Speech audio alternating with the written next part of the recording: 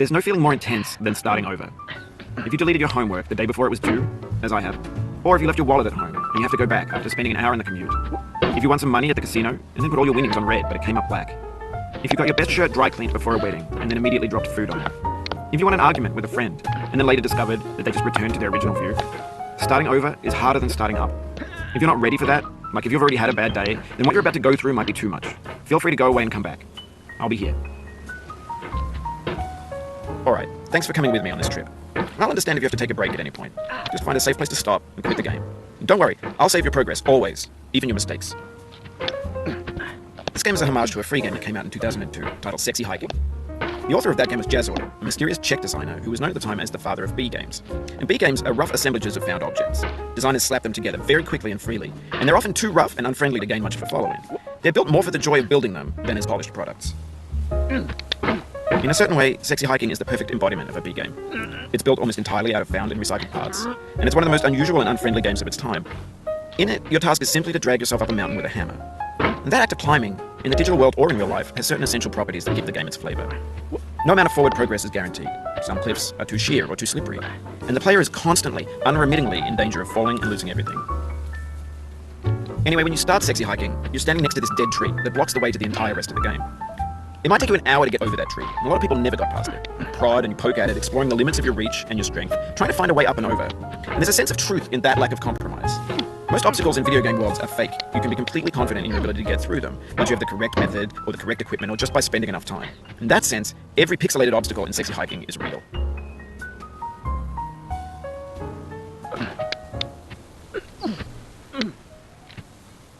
Oh, you just lost a lot of progress. That's a deep frustration, a real punch in the gut.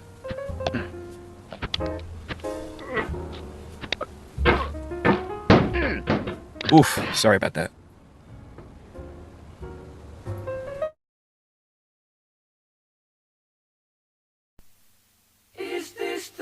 But I'm not sure Jazoo intended to make a frustrating game. The frustration is just essential to the act of climbing, and it's authentic to the process of building a game about climbing.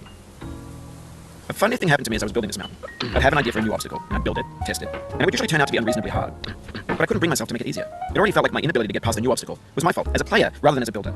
Imaginary mountains build themselves from our efforts to climb them, and it's our repeated attempts to reach the summit that turns those mountains into something real. When you're building a video game world, you're building with ideas, and that can be like working with quickset cement.